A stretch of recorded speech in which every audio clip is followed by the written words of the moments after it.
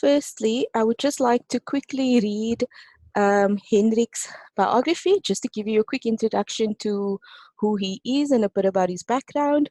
So Henrick Aduda has a Bachelor of Science Biotechnology from Jomo Kenyatta University of Agriculture and Technology. He has worked for the Kenya Medical Research Institute and Kenya Plant Health Inspectorate Services. Currently, Henrick is an MSc scholar under the Eastern African Network for Bioinformatics Training Fellowship. He has well-developed research skills, including the ability to extract and analyze relevant data, as well as exceptional organizational and communication skills. His master's research is focused on characterizing recent viral hemorrhagic fever outbreaks in Uganda using sequence data. Henrick has an avid interest in phylogenetics, big data, next generation sequence analysis, as well as utilizing machine learning and artificial intelligence algorithms in solving biological problems. In future, Henrick hopes to leverage his bioinformatics knowledge, researching infectious diseases in Africa, with a fine focus on emerging and re-emerging viruses in East and Central Africa. So Henrick, thank you for making time to present this talk to us. And thank you to all of you who were able to join us for the second Fogarty Collaborative Seminar Series. We are happy to have you all here. And Henrick, you are welcome to take the floor and deliver your presentation. Okay, thank you very much, Verena, for the introduction. I'm going to be presenting my project on characterizing transmission dynamics of recent viral hemorrhagic fever outbreaks in Uganda. My supervisors are Matthew Goten, Etienne de Villiers, Julius Lutwama, and Dr. Jonathan Kayondo. So just a brief background to viral hemorrhagic fevers. They are basically a collective term for severe illness, sometimes associated with bleeding and fever. They are caused by viruses from 4 distinct families, that is Arinaviridae, Bunyaviridae, Phyloviridae, and Flaviviridae. The picture on the right shows some of the natural hosts of viral hemorrhagic fevers. We have the Rosetta's R.aegyptiacus on the right, the bat. Then the mosquito is the Aedes aegypti that causes yellow fever. Then we have the tick of the Hyloma genus that causes Crimean Congo hemorrhagic fever. Then we have the gorilla that has been linked to Ebola virus. This is just a graph showing a collection of reported VHF cases in Uganda. As you can see, the highest case that has been reported was in 2000 here, the one that is almost at 400, where we had 425 cases that were reported of Ebola virus in northern Uganda. Also from this graph, you can see that there's a huge gap between 1968 to 2007, where there's a huge gap where we're not seeing a lot of VHF cases being reported.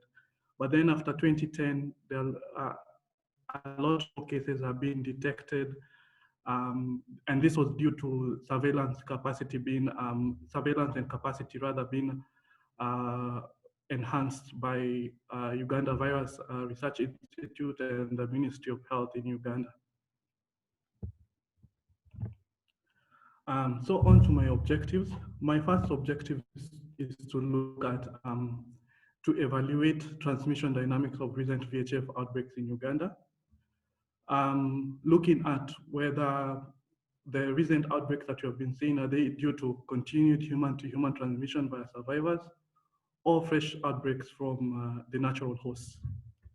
So specifically, I'll be looking at collating available sequence data from recent VHFs, specifically for Marburg virus and Rift Valley fever. Then I would want to utilize genetic diversity and divergence measures to find out whether the recent VHF outbreaks are as a result of continued transmission, or are they fresh outbreaks emanating from the natural hosts? Lastly, I'll be looking at determining the level of phylogenetic linkage of selected VHFs, that is Marburg and Rift Valley fever, to distinguish again zoonotic spillover outbreaks from outbreaks possibly caused by continued transmission via survivors. this is just a map showing the locations of MVD outbreaks in Uganda, that is Marburg Virus Disease. The first outbreak that occurred in 2007 in Ibanda district, that is the southwestern part of Uganda. The case involved 4 miners at a place called Kitaka mine. So the district was Ibanda and the mine was Kitaka. And then in 2012, just in the same Ibanda district again, there was cases of Marburg virus again, where there were 26 cases, and the cases spread out to other neighboring districts, that is Kamwenge and Kibaale district on the southwestern side. Then in 2014, we had another outbreak in Kampala, which was an isolated case. It was a single case of a healthcare worker. And in 2017, there was also another case on the eastern part of Uganda, neighboring Kenya, near Mount Elgon Forest. So what's our hypothesis for the study? We're just basically looking at the viruses that if in the example where we have 2 back-to-back outbreaks, that is outbreak 1 and outbreak 2. So if we have the scenario where there's a spillover from the zoonotic source, let me just put my pointer here. Yeah, so if we have a spillover of viruses from the zoonotic source into the human host, we would like to look at, are the outbreaks that you have been seeing, are they as a result of spillover of viruses from the zoonotic source, or is it as a result of continued transmission, or that is the virus persisting in the survivors and then causing a new outbreak in a subsequent outbreak, that is outbreak 2 here. So the gray stars represent the virus that are surviving in the human host, and the pink star-shaped shape represent viruses that could possibly be from persisting zoonosis from the natural host. So our methodology, what's our process for doing this? First of all, I did a search on NCBI where I used the taxonomic ID for Marburg virus disease, and I collected all the sequences that have been deposited on NCBI from the database. Then I downloaded the GenBank files. After downloading the GenBank files, I collected the metadata of the GenBank files. And then I used the FASTA sequence that I had collected, which is part of the GenBank. It's part of the information from the GenBank files. I then collected the FASTA sequence, and I aligned them using MAFT software. So after aligning is when we go into our analysis. So the first measure that we'll be looking at when we're looking at our analysis will be genetic diversity. I'll expound on this more on my later slides. Then we have genetic divergence, as well as phylogenetics, where we use IQ3 to do our phylogenetic analysis. So for genetic divergence, we'll consider the earliest outbreak that we had in Uganda. So for example, in Uganda, we had the 2007 outbreak, which was the first outbreak that had been reported in Uganda. So we got the consensus sequence of the sequences that were collected during the 2007 outbreak. And that sequence then was our reference sequence, if you say in quotes. And the consensus, the earliest, the consensus of those sequences, what we'll be comparing against sequences that have been collected from later outbreaks. That is at like time point 2, maybe this could be 2012, and time point 3 could be 2014 or 2017. And we are comparing the sequences that were collected from these various time points to the first consensus sequence by getting the pairwise distance of that. So the actual numerical measure that we'll be using is pairwise distance to infer genetic divergence. So just from this schematic here, we'll also be calculating for the expected pairwise distance. So the expected pairwise distance will be calculated by factoring in the mutation rate for Marburg. We know how much Marburg virus mutates over time. So if we know that, then we can hypothetically say that if there was continued transmission and we factor in the mutation rate, we could hypothesize that probably we're seeing continued transmission from this. I'll explain all this in the next slide. How exactly do we intend on doing this? So again, considering the two scenarios that we have, where first of all, a scenario where we have a spillover from a zoonotic source, we expect to see high divergence, and this will be inferred from a large pairwise distance value. So if we probably are comparing a sequence that was collected in 2014 from a sequence that was collected in 2007, we'll see a very huge pairwise distance value. By pairwise, I mean basically just the number of differences that we have. So it's just a ratio of the number of differences that are there, that we've observed rather.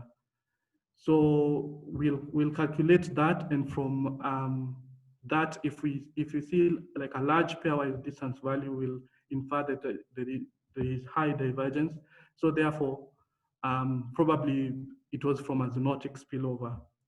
And in the case here in brackets rather, where I put not possible to calculate, it will not be possible for us to really validate that it's possibly from a zoonotic source. But there's a way we'll do it based on the continued transmission values that we'll get here, which I want to explain now. So in the case where we have continued transmission, we'll observe that there will be low divergence, which will be inferred by a p distance value that will be small. So this p distance value, if we find that the actual p distance value is close to the expected p distance value, then we'll know that that there was continued transmission. But if it's above, that means that if the pairwise, if in the case where we calculated the actual pairwise distance and it was above the expected value, then we will infer that most probably it's from a zoonotic source. So a larger pairwise distance value will infer that it was probably from a zoonotic source. Then lastly, we'll be looking at genetic diversity. This is still a proposed method. We still don't have the data for RVF, but this is basically our basic plan for conducting the analysis for RVF once we get the data. So using the genetic diversity measure, we'll be looking at a scenario that where we have viruses spilling over into the human host at these cylinders here, or rather the cylinders, I would say, that are represented by red, yellow, blue, represent early, mid, and the late time point. So at the very early time point during the outbreak, we'll observe low genetic diversity, and this will be expected due to the founder's effect. So if we have a scenario where we have multiple bats that are coming from probably a cave, once they infect the human host, we expect only a few of the virus particles will actually infect the human host. So if you look at the viral sequences at a very early time point, we expect that the genetic diversity will be really low. And as you go on, the genetic diversity will continue increasing within the outbreak period. So in the event that there is continued transmission, we'll expect that the genetic diversity probably, if we consider this outbreak 1 and outbreak 2 being 2 back-to-back outbreaks, the genetic diversity will still be fairly almost the same as it were at the late time point. So going on into the earlymost time point of the second outbreak, we'll expect that if there is continued transmission, the genetic diversity will either be the same or will be higher or stable. And it will continue being that way as you go on through the second outbreak. That is in the case of there's continued transmission. So if we have, again, a zoonotic spillover between 2 outbreaks, we'll expect again this scenario here that we are seeing in the first outbreak.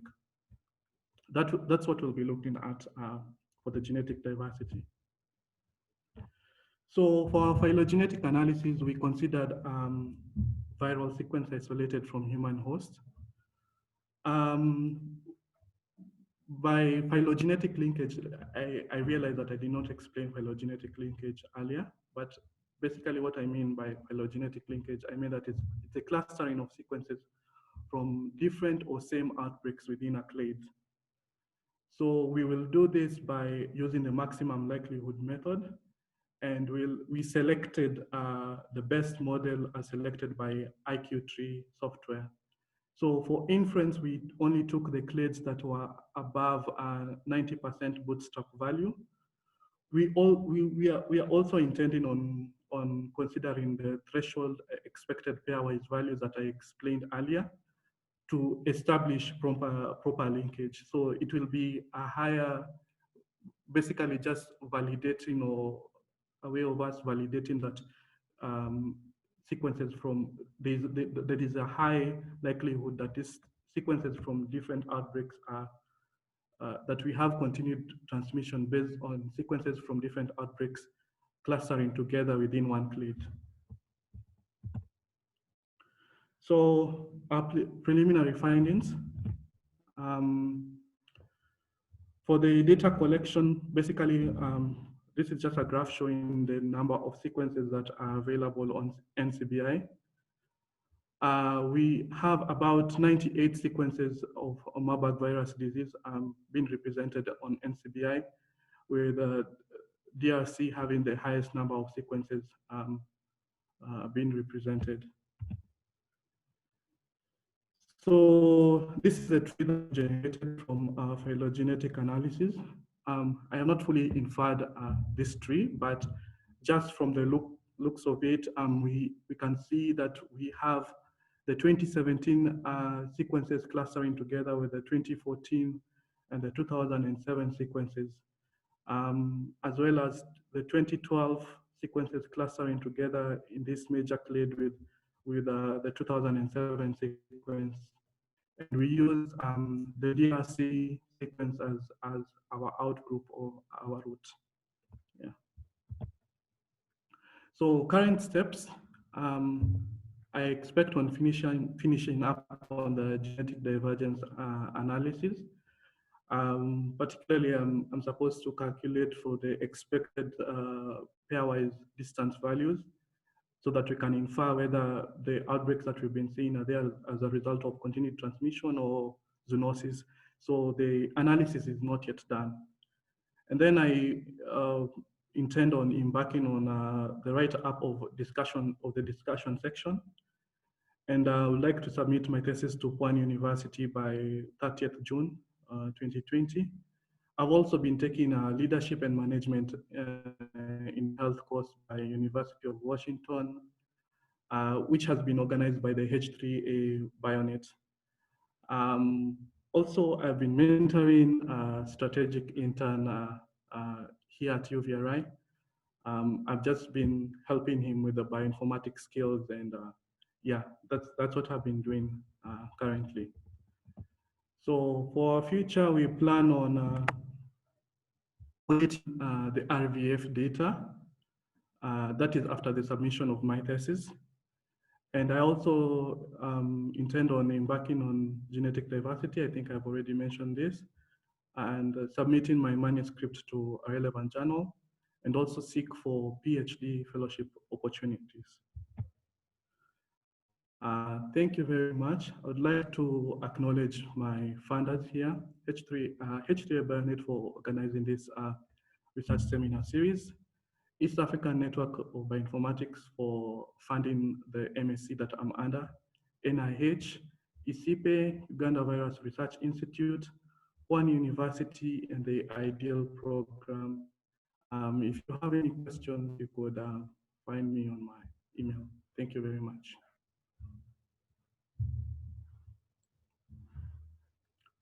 Thank you very much, Henrick. Sorry, were you not finished? You can go ahead. No, I'm done. Okay, sorry about that. Thanks very much for your talk. I quite enjoyed it. It was very interesting, and good job. It was really well done. So I would just like to open the floor and see if there are any questions for Henrick. We only have Henrick speaking today, so you are welcome to ask as many questions as you'd like, as many questions as Henrick is willing to answer. So if there are any questions, please go ahead and unmute yourselves and ask your question now, or you are also welcome to ask your questions by typing them into the chat box. Oh, Victor, I see you have your hand up. Go ahead. Yes, thanks. It was a quite interesting talk. I was a little surprised that the only source you had for sequences from various outbreaks in Uganda, you had to get from NCBI. The question is, isn't there a richer record of the epidemics, the outbreaks you've had in Uganda and sequences from these outbreaks locally, or where were these sequences produced, and how come that the only source that you had for finding them was in the United States? So the sequences that we collected, our original plan was to get sequences from UVRI collaborations, that is the CDC. We had been in talk with the CDC, and what they told us is that they do not have any more sequences for Marburg virus, because they are the ones who are conducting the collecting of the sequences. So really, there isn't any more sequences than whatever there is on NCBI. That's what it is. The reason. Sorry.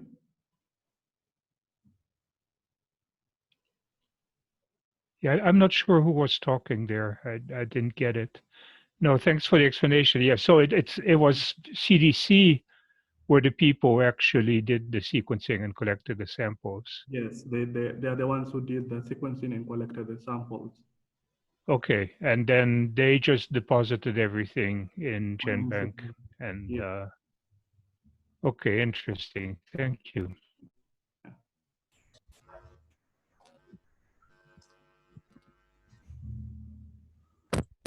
Dan, I see you have your hand up. Please go ahead. Hello. Yeah, also clarifying. Jonathan? Okay, Dan first, you go. Yeah. Oh, Jonathan, go ahead. Yeah. Sorry. Yeah, just clarifying. Yeah, no, yeah, just to clarify a little bit more. Yeah, yes, yeah. So actually, the sequencing came in later. At the beginning and during the previous outbreaks, they were mostly concerned with the clinical, and they were just collecting and using, ELISA and PCR, obviously to screen and say this is, virus. But trying to sequence the genomes, that came much later. I think probably in like 2012 or 2014, and they started doing it backwards. But by then, the only samples that they could land on, which I think was still viable to work with, were those. Yeah. So the sequencing was not always part of the even the outbreak response from the beginning.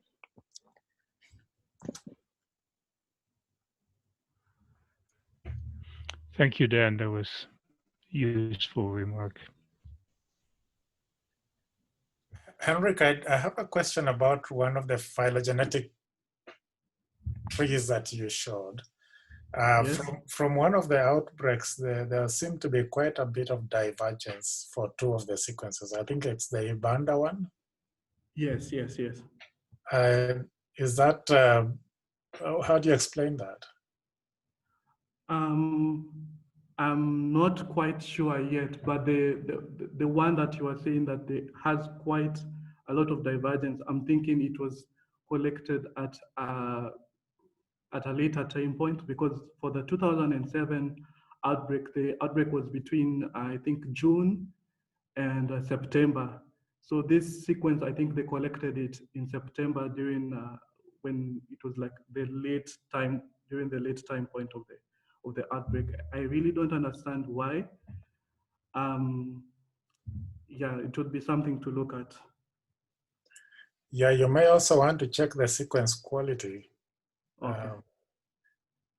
Because I don't know if Uganda, there's any capacity to manipulate Marburg virus, or whether all samples were then sent to the CDC.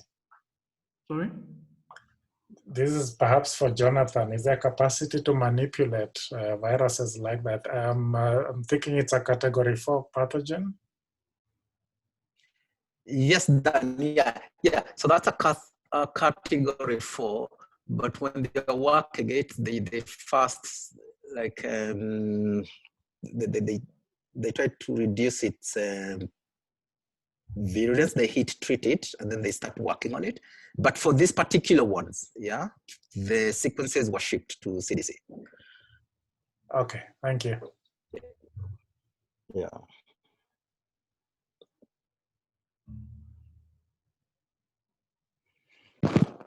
Okay, so are there any further questions for Henrik? I don't see anybody's hands raised. Henrik, there is a question that came in via the chat box. I'm not sure if you would like to read it, but I'll just read it aloud.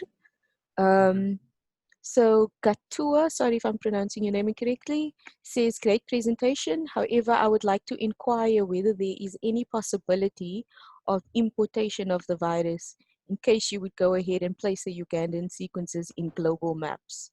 So Gatua, I don't know if you want to unmute yourself and elaborate on that, or Henrik, you want to go ahead and attempt and answer the question? I would like him to elaborate on it a little bit.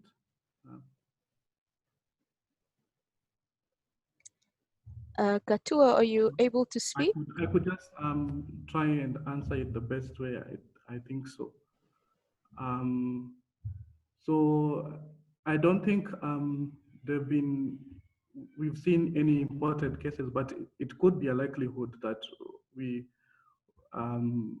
because birds travel from, they have been shown to migrate. So it could be a possibility, but it hasn't been shown in Uganda. At least that's what I know. From the zoonotic side of it. Thanks, Henrik. Katua, I'm not sure if that answers your question. You're welcome to type some follow-up remarks if you'd like into the chat box, if you're not comfortable speaking. I think we have time for a couple more questions if anybody else has anything they'd like to ask Henrik, or any other comments that they'd like to share. Go ahead. Yeah, this is John. Yeah, hello, Henrik. Yes. Yeah, thank you for a nice presentation. So mine is more of a comment, not a question.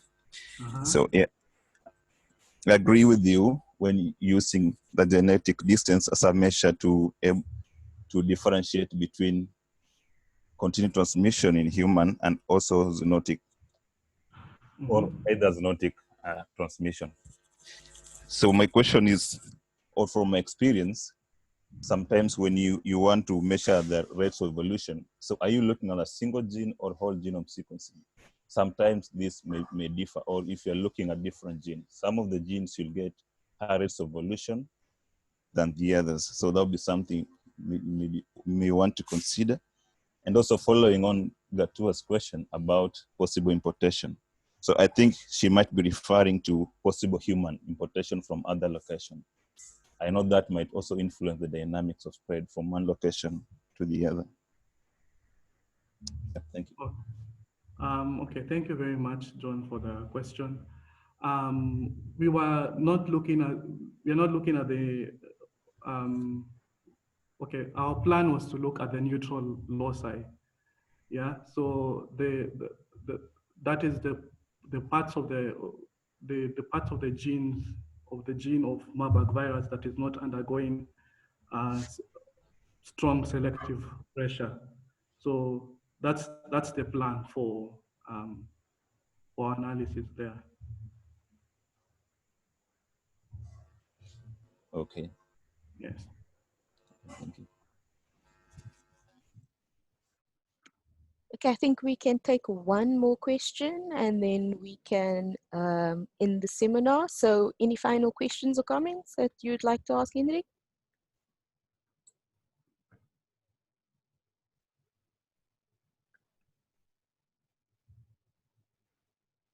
No? Okay, then that's fine. Then I'd like to formally then end the session. Henrick, thank you very much for your talk. We had some nice discussion at the end of it, which is always great to see. I'm sure your supervisors will be happy with that as well, to see the amount of discussion and feedback. So thank you very much for your time, and thank you once again to everybody on the call for joining us. This was a very short seminar, so we didn't take up too much of your time. And thank you, of course, as always, to Albert, who is our coordinator on the ground for the Fogarty program, who does a lot of the work in the background. So thank you, Albert. I'm not sure if you just want to say a quick thank you as well and then end the session. Hi, Raina. Thank you very much. And thank you, Henrick, as well. I would like to make a quick announcement. In 2 weeks' time, we'll be having John and Brenda here to present to us. So please do well and send your abstracts to us. And I also want to thank everybody for finding time and joining us today. I think that's all from my end. Okay, thank you very much. Thanks, everybody. We'll see you for the next session. Bye. Bye, everyone.